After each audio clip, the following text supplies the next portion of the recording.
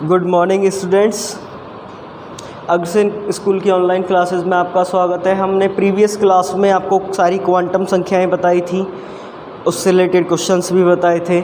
आज हम पढ़ेंगे अफबाउ सिद्धांत, अफबाउ प्रिंसिपल।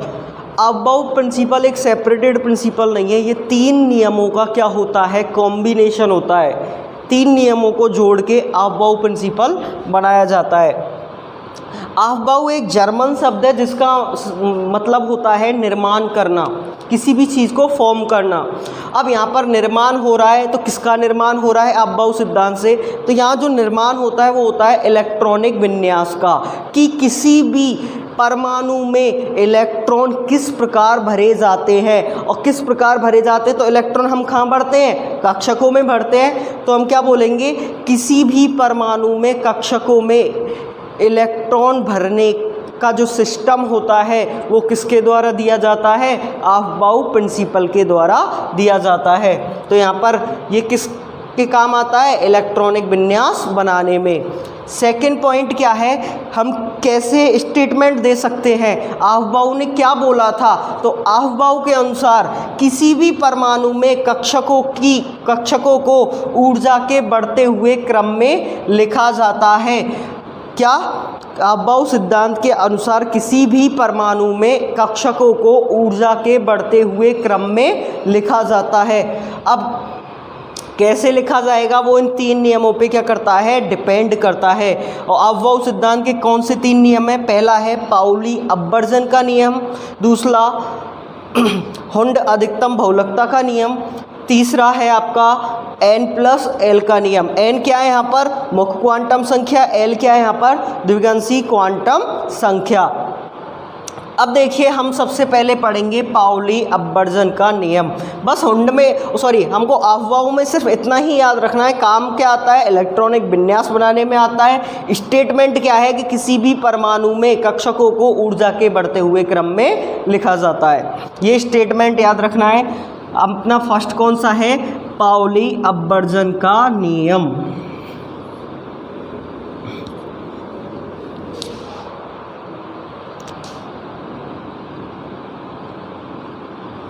जिसे बोलते हैं Pauli exclusion principal.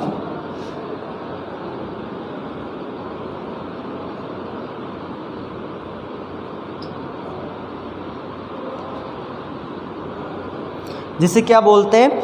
Pauli exclusion principal, Pauli अपवर्जन का नियम। अब देखो, पाउली ने क्या बताया था? पाउली के अनुसार क्या बोला था पाउली ने? किसी परमाणु में किन्हीं भी दो इलेक्ट्रॉनों के लिए सभी क्वांटम संख्याओं के मान समान नहीं होते। या हम ये बोल सकते हैं, किसी परमाणु में किन्हीं भी दो इलेक्ट्रॉनों के लिए चारों क्वांटम संख्याओं के मान समान नहीं हो सकते। ये क्या था आपका? Pauli exclusion principle. तो ध्यान रखना, किसी परमाणु में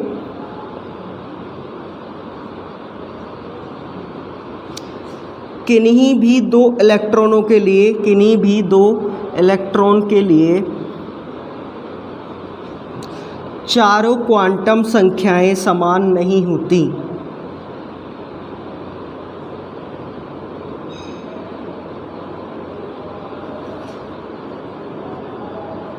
समान नहीं होती। देखो, तीन समान हो सकती है लेकिन चार कभी भी समान नहीं होंगी, क्योंकि एक कक्षक में भी यदि उपस्थित है, एक ही ऑर्बिटल में उपस्थित हैं, फिर भी इनकी तीन क्वांटम संख्याएं क्या हो जाएंगी? समान हो जाएंगी। लेकिन चौथी जो क्वांटम संख्या है वो क्या हो जाएगी? विपरीत हो जाएगी, क्योंकि एक कक्षक में आने वाले दो इलेक्ट्रॉनों का चक्रण क्या होता है? विपरीत होता है, समान नहीं होता। जैसे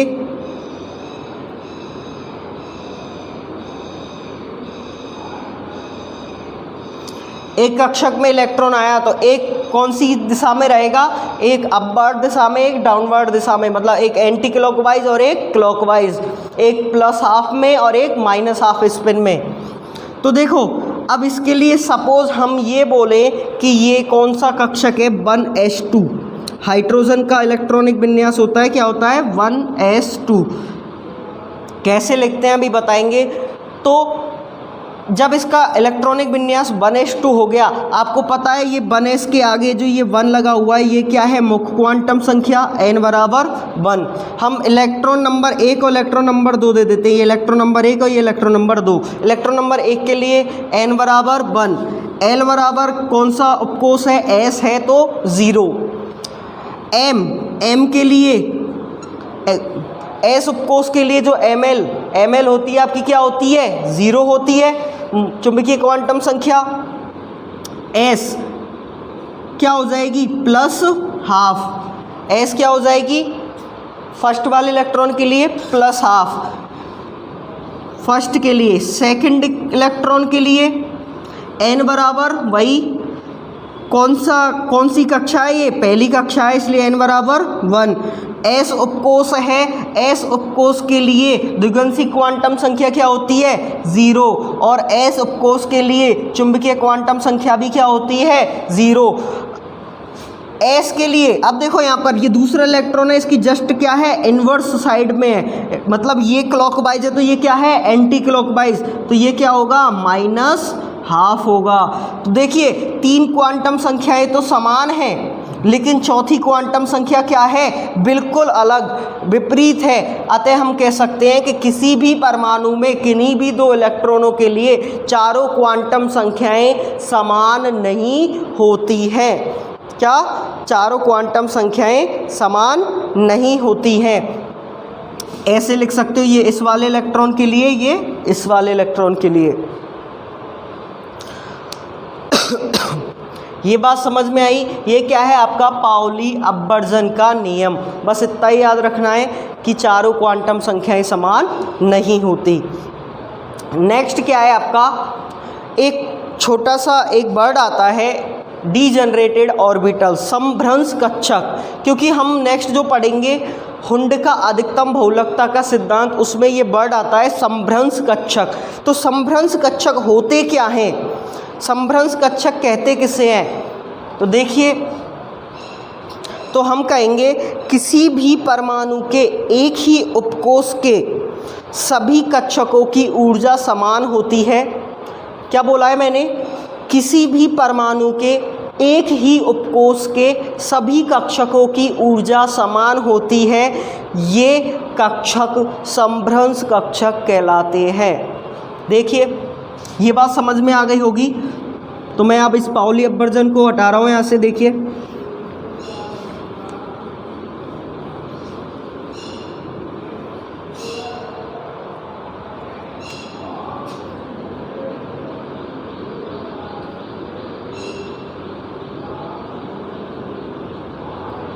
समभ्रंश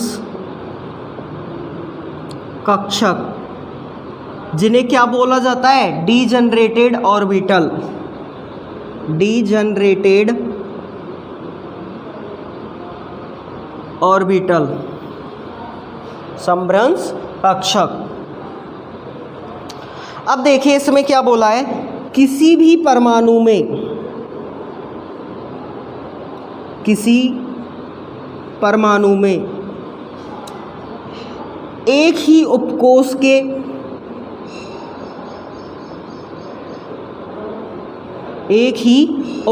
के सभी कक्षकों की ऊर्जा समान होती है, सभी कक्षकों की ऊर्जा समान होती है।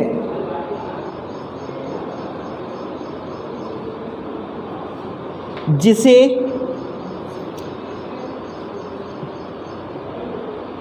की जगह क्या बोल सकते हैं, इन समान ऊर्जा के कक्षकों को समभ्रंश कक्षक कहा जाता है। समान ऊर्जा के कक्षकों को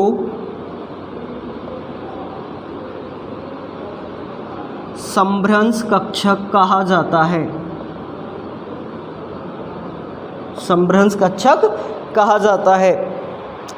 देखिए कैसे, सपोज आपका ये कोई कक्षक है 2p, सॉरी ये कोई उपकोष है 2p। p क्या है? उपकोष। मैंने आपको बताए थे p में कितने ऑर्बिटल होते हैं? 3 कक्षक होते हैं।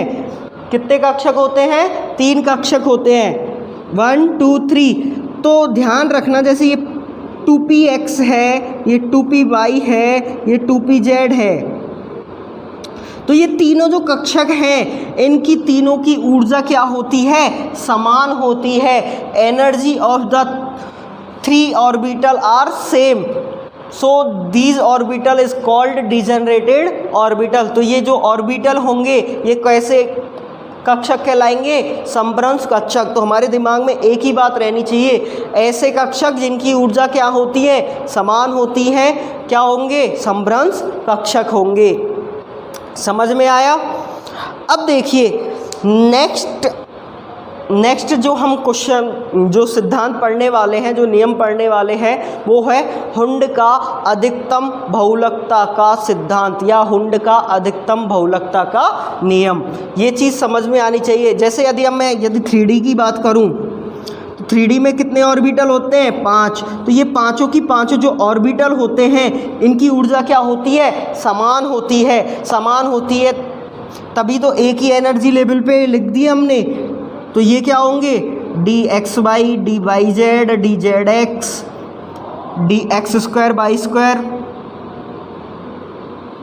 और dz²। जो ये पांचों ऑर्बिटल हैं इनकी जो ऊर्जाएं हैं वो क्या है? समान है। जब समान ऊर्जाएं हैं तो ये कक्षक कैसे कक्षक कहलाएंगे? समभ्रंश कक्षक। ऐसे ही F ब्लॉक के, तो ये क्या है? आपके समभ्रंश कक्षक होते हैं। नेक्स्ट देखिए हुंड का अधिकतम बहुलकता का नियम।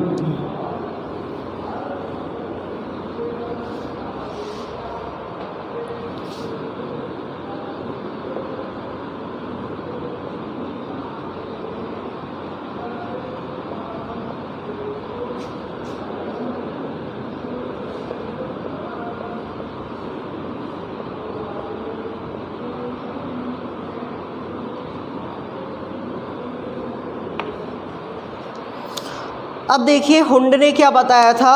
हुंड ने बोला था किसी भी उपकोष के समभ्रंश कक्षकों में, क्या बोला है हुंड ने?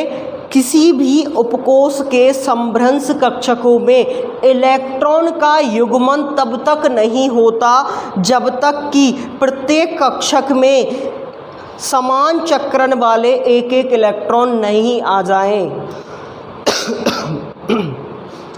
क्या बोला है मैंने? कि इलेक्ट्रॉन का युग्मन कब तक नहीं होता? जब तक के समान चक्रण वाले एक एक इलेक्ट्रॉन नहीं आ जाएं। सपोज हमको लिखना है 2p4 विन्यास लिखना है। सपोज अभी मैंने इलेक्ट्रॉनिक विन्यास की कोई चर्चा नहीं की है, इसलिए मैं डायरेक्ट एग्जांपल ले रहा हूँ। जब इलेक्ट्रॉनिक विन्यास लिखना स्टार्ट करेंगे तब हम इन चीज़ों को समझेंगे। 2p कहाँ से आया, कैसे भरते हैं, ऐसे सारी चीज़ें। तो क्या है ये? 2p4। जब 2p4 है तो p कक्षक कैसा होता है आपका? p उपकोष में कितने कक्षक होते हैं? 3। तो इसमें कितने इलेक्ट्रॉन है? 4 इलेक्ट्रॉन। ये ध्यान रखना, जो ये p के ऊपर जो संख्या लिखी है ये किसको बता रही है? इलेक्ट्रॉन की संख्या को। अब यहाँ पर आपको इलेक्ट्रॉन भरने हैं, तो 4 इलेक्ट्रॉन भरने हैं। कक्षक कितने हैं? 3। तो इसने क्या बोला है हुंड ने? कि ये सभी कक्षक कैसे हैं? समभ्रंश कक्षक है, क्योंकि एक ही उपकोष के हैं। समभ्रंश कक्षकों में इलेक्ट्रॉन का युग्मन तब तक नहीं होता जब तक समान चक्रण वाले एक एक इलेक्ट्रॉन भरे ना जाएं। देखिए सबसे पहले समान चक्रण, चाहे तो ऊपर की साइड ले लो चाहे नीचे की साइड ले लो। हम ऊपर की साइड ही लेते हैं ऑलमोस्ट। तो अपर साइड एक भर दिया, दूसरी, फिर तीसरा। अब जब तक इन तीनों में एक एक इलेक्ट्रॉन नहीं आ जाता तब तक आप युग्मन नहीं कर सकते थे। अब चौथा इलेक्ट्रॉन में हम क्या कर देंगे? युग्मन कर देंगे। तो ये क्या है? इलेक्ट्रॉन विन्यास भरने का सही क्रम। हुंड ने क्या बताया था कि देखिए अब ये 4 इलेक्ट्रॉन थे, हम ऐसे भी तो भर सकते थे, 2 इसमें 2 इसमें, लेकिन ये क्या है? बिल्कुल गलत है। रीज़न क्या बोला है उसने बताया हुंड के नियम अनुसार कि समभ्रंश कक्षकों में इलेक्ट्रॉन का युग्मन तब तक नहीं होता जब तक समान चक्रण वाले एक एक इलेक्ट्रॉन प्रत्येक कक्षक में ना आ जाएं। अब देखिए हमने यहाँ पर 4 इलेक्ट्रॉन भरे थे, तो 3 तो सबसे पहले हमने सभी में भरे थे, समान चक्रण है क्योंकि प्लस हाफ है तीनों की। फिर उसके बाद हमने क्या किया है, युग्मन करना स्टार्ट किया है। यहाँ पर तो हमने डायरेक्टली युग्मन कर दिया, जो कि क्या होता है, बिल्कुल गलत होता है। हमारा एक्यूरेट क्या है, इलेक्ट्रॉनिक विन्यास भरने का क्रम। ये बात समझ में आई? तो हम क्या बोल सकते हैं कि इस नियमानुसार इलेक्ट्रॉन भरने पर अयुग्मित इलेक्ट्रॉन की अधिकतम संख्या प्राप्त होती है। यदि हम इस नियम से इलेक्ट्रॉनों को भरेंगे तो हमको अयुग्मित इलेक्ट्रॉनों की क्या होगी, संख्या जो प्राप्त होगी वो क्या होगी, अधिकतम होगी। अयुग्मित इलेक्ट्रॉन का मतलब क्या होता है, जो जोड़े में ना हो, युग्म में ना हो। समझ में आया? और यही सिद्धांत क्या कहलाएगा, हुंड का अधिकतम बहुलकता का सिद्धांत कहलाता है। तो एक बार स्टेटमेंट आप फिर से लिख लेना, ध्यान रखना। स्टेटमेंट लिखो आप, हुंड के अनुसार किसी भी उपकोष के समभ्रंश कक्षकों में युग्मन तब तक नहीं होता जब तक कि प्रत्येक कक्षक में एक एक इलेक्ट्रॉन ना आ जाए। यह हुंड का अधिकतम बहुलकता का नियम कहलाता है। समझ में आया? अच्छी बात है, समझ में आया तो।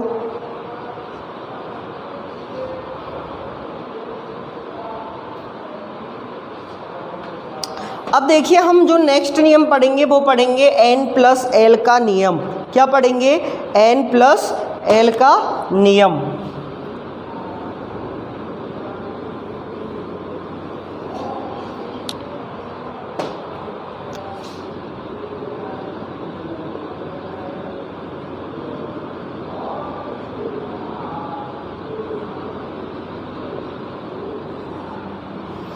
n+l का नियम।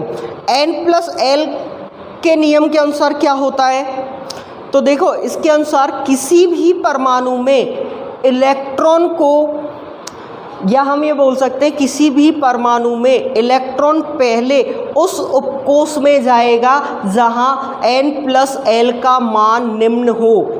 जिस उपकोष के लिए n+l का मान क्या होगा, कम होगा, इलेक्ट्रॉन पहले उस उपकोष में क्या होगा, भरा जाएगा। समझ में आया?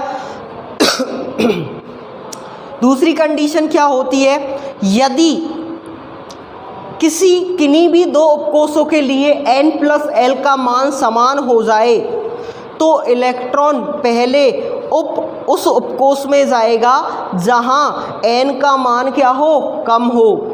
जैसे अब इसमें क्या लिखा हुआ है, भरना तो हमको क्या है, इलेक्ट्रॉन भरने, इलेक्ट्रॉन का भरना, इलेक्ट्रॉन फिल करने हैं। इलेक्ट्रॉन कैसे फिल करने हैं, n+l का मान जहाँ पर क्या होगा, का निम्न मान होगा, वहाँ पर क्या भरने हैं, इलेक्ट्रॉन। और यदि n+l का मान क्या हो जाए, समान हो जाए, किन्हीं भी दो उपकोष के लिए n+l का मान क्या हो जाए, समान हो जाए, तो फिर हम क्या देखेंगे, n के मान को, n का निम्न मान जहाँ होगा, कम मान जहाँ होगा, वहाँ हम क्या भरेंगे, इलेक्ट्रॉन भरेंगे। एग्जाम्पल ले रहे, अच्छे से समझना कैसे फिल करते हैं। सबसे पहला एग्जाम्पल ले रहा हूँ मैं, दो आपके उपकोष हैं 3s व 4p। दो आपके उपकोष कौन से लिए मैंने, 3s और 4p। अब देखिए यहाँ पर यदि मैं इसके लिए n+l निकालूं और इसके लिए n+l निकालूं तो देखिए n+l यहाँ पर 3, n बराबर क्या है 3 और l बराबर क्या होता है s उपकोष के लिए 0, तो टोटल कितना आया 3। यहाँ पर n बराबर 4 और l बराबर 1, तो टोटल कितना आया 5। n+l का निम्न मान के लिए इलेक्ट्रॉन पहले भरे जाते हैं। यदि आपको दो उपकोष दिए गए हैं, उनमें से आपको दोनों में इलेक्ट्रॉन भरने हैं तो सबसे पहले किस में इलेक्ट्रॉन आएंगे, जहाँ पर n+l का मान कम हो। तो सबसे पहले इलेक्ट्रॉन किस में भरे जाएंगे, 3s में भरे जाएंगे, उसके बाद 4p में भरे जाएंगे। ये बात समझ में आई। अब देखिए हम लेते हैं 2 उपकोष और लेते हैं, 3d और 4s। 3d और 4s, यहाँ पर n+l का मान निकालो। n बराबर 3, l बराबर क्या होता है इसके लिए, l बराबर क्या होता है 1 या 2, 2। इसके लिए n बराबर 4, इसके लिए l बराबर क्या हो गया, इधर 5 इधर 4। तो इलेक्ट्रॉन कहाँ पर पहले भरे जाएंगे, 4s में पहले भरे जाएंगे 3d से। समझ में आया, ये बात आपको समझनी है। अब देखिए 3d व 4p, 2 उपकोष और लिए हमने। 2 उपकोष में n+l का मान निकालो। यहाँ पर भी n क्या है आपका 3, l क्या है d कक्षक के लिए या d उपकोष के लिए l का मान क्या होता है 2। इधर यहाँ पर n+l का मान निकालो, n बराबर 4। p उपकोष के लिए l का मान क्या होता है 1, इधर भी 5 और इधर भी 5। सर ये तो n+l के मान क्या हो गए, समान हो गए। अब कैसे देखेंगे हम कि इलेक्ट्रॉन कहाँ जाएगा। अब जब मैंने बोला था n+l, सबसे पहले आपको बिल्कुल क्रम में चलना है। सबसे पहले n+l का मान देखो, सबसे छोटा जिसका मान है उसमें इलेक्ट्रॉन भर दो।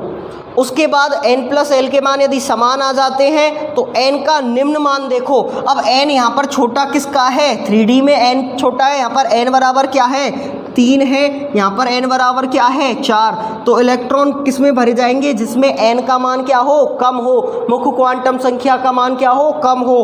तो इलेक्ट्रॉन सबसे पहले किस में भरा जाएगा, 3d में भरा जाएगा बजाय 4p के। समझ में आई ये बात। ये क्या है आपके n+l नियम, समझ में आ गया होगा आपको। तो ये आपके अफबाउ सिद्धांत था, ये इन 3 नियमों से मिलके बना हुआ था।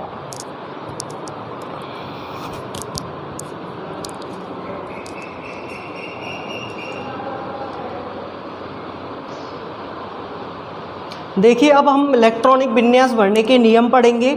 सबसे पहले इलेक्ट्रॉनिक विन्यास होता क्या है, डेफिनेशन क्या होती है उसकी। तो क्या बोलेंगे, किसी भी परमाणु के विभिन्न कोषों, उपकोषों या कक्षकों में इलेक्ट्रॉनों के वितरण को क्या कहा जाता है, इलेक्ट्रॉनिक विन्यास कहा जाता है। क्योंकि हम जो इलेक्ट्रॉन भरते हैं उसमें कोष, उपकोष और कक्षक तीनों में ही भरते हैं, तो इसलिए इन तीनों में इलेक्ट्रॉनों का वितरण क्या कहलाएगा, इलेक्ट्रॉनिक विन्यास कहलाएगा। इसके नियम होते हैं कि परमाणु आयन में सबसे पहले क्या करना है हमको कि कोई भी परमाणु है या आयन है उसमें कुल इलेक्ट्रॉनों की संख्या ज्ञात करनी है। दूसरा, फिर इसको n+l के नियम के अनुसार इन्हें उपकोषों में क्या कर देते हैं, फिल कर देते हैं। क्या कर देते हैं, फिल कर दिया जाता है। और देखिए जो इलेक्ट्रॉन विन्यास भरते हैं इनकी 3 विधियां होती हैं। आपके में 2 विधि दी हुई है, सिर्फ संकेतक विधि और कक्षक विधि, लेकिन वैसे होती हैं 3 विधियां, संकेतक विधि, कक्षक विधि और संगणित विधि। संकेतक विधि कैसे होती है, n, l और उसकी पावर x। n यहाँ पर क्या है, मुख्य क्वांटम संख्या, l क्या है यहाँ पर द्विगंशी क्वांटम संख्या। द्विगंशी क्वांटम संख्या का मतलब है कि कौन सा उपकोष है, s है, p है, d है या f है। x क्या है यहाँ, इलेक्ट्रॉनों की संख्या। x क्या है, इलेक्ट्रॉन की संख्या। ये x क्या है यहाँ, x बराबर इलेक्ट्रॉन। कक्षक विधि, कक्षक विधि में हम क्या बोलेंगे कि इस प्रकार कक्षक बनाते हैं और फिर उनमें क्या करते हैं, इलेक्ट्रॉन फिल करते हैं। तीसरी विधि क्या है, संगणित विधि।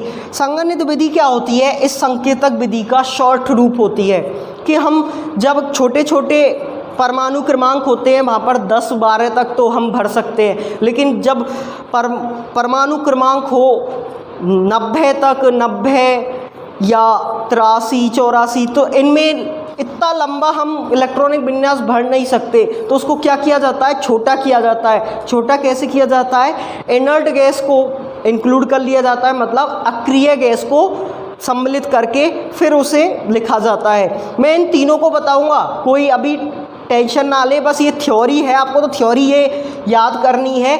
लिखने का तरीका बिल्कुल अलग होगा, अपन उसे अलग तरीके से लिखेंगे।